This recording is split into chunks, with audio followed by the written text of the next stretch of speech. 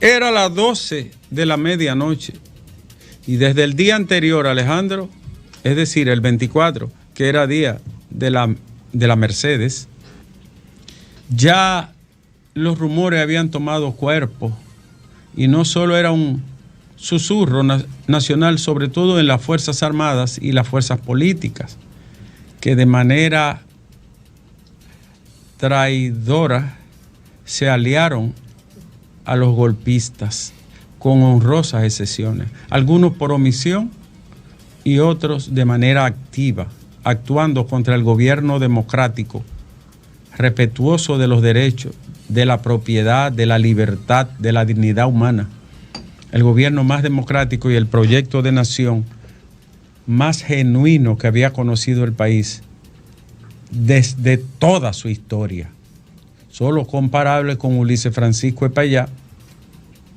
que casi 100 años antes había sido depuesto igualmente por su honestidad y su integridad ciudadana y como gobernante. Apenas 7 meses duró también Ulises Francisco Epayá. Pero este 25 de septiembre de 1963, Alejandro, ya en la madrugada, el gobierno de Juan Bosch había sido echado al suelo, negando la voluntad popular, donde casi un 60% de los dominicanos votaron por él. Y quiero decir, como paréntesis, no es verdad que Juan Bosch era un desconocido.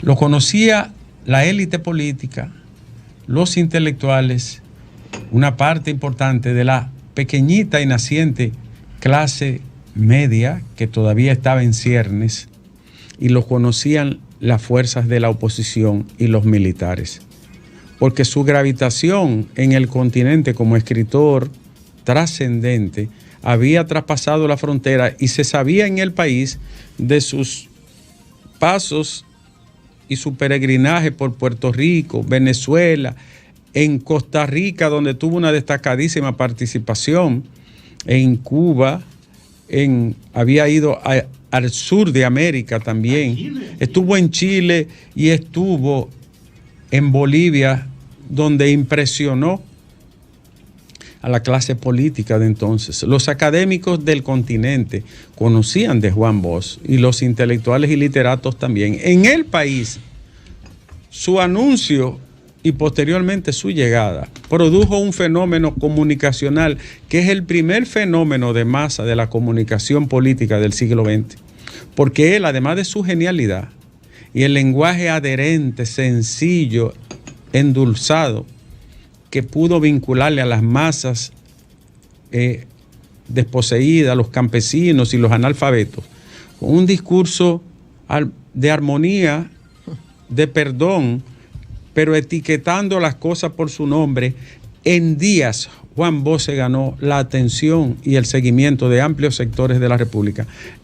El uso de una metáfora muy criolla y muy aclimatada al pensamiento de la grande mayoría del país, lo colocó, lo situó en un plano de una identificación inmediata y de un reconocimiento casi automático. Los pecuesos largos, los carros, los hijos de Machepa, los infelices, los pobres, los tutumpotes, los poderosos y potentados.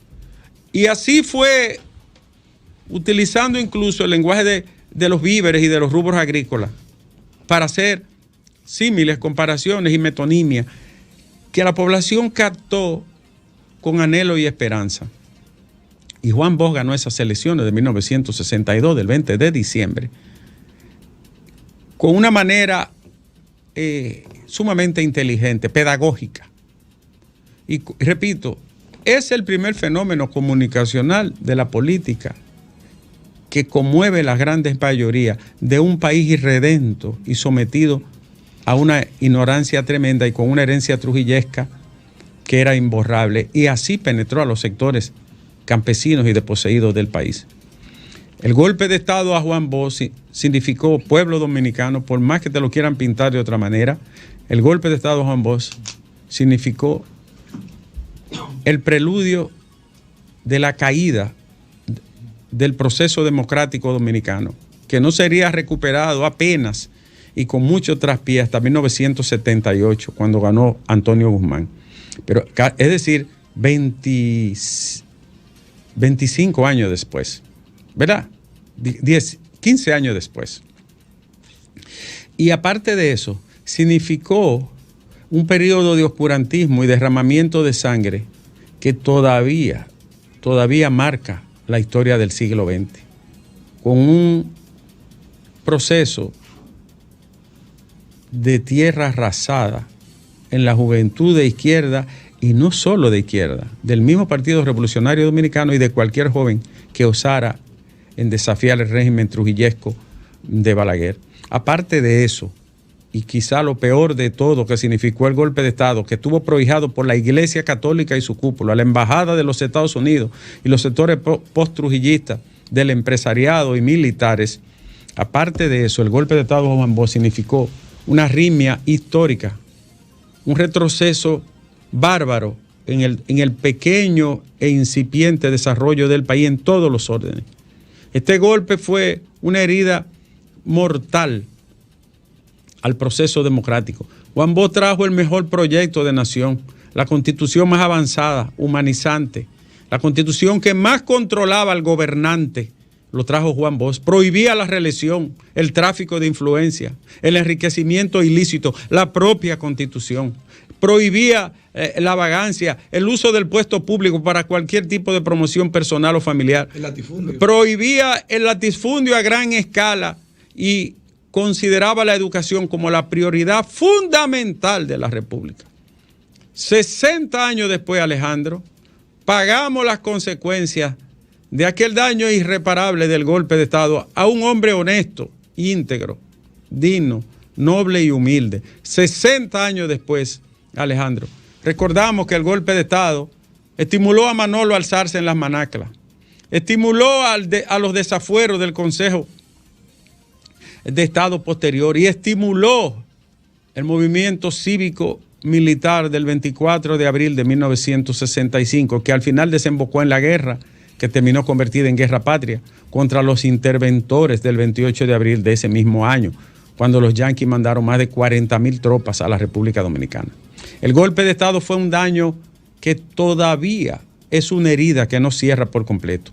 El daño que se le hizo a este país por la maldad, el egoísmo, la corruptela de los que mandan, la oligarquía rancia, corrompida y acomodada al poder del trujillismo, no era compatible con un gobierno democrático, respetuoso de los derechos civiles, de las libertades públicas y que proscribía la corrupción de manera tácita y tajante. Fue un golpe de Estado fatal.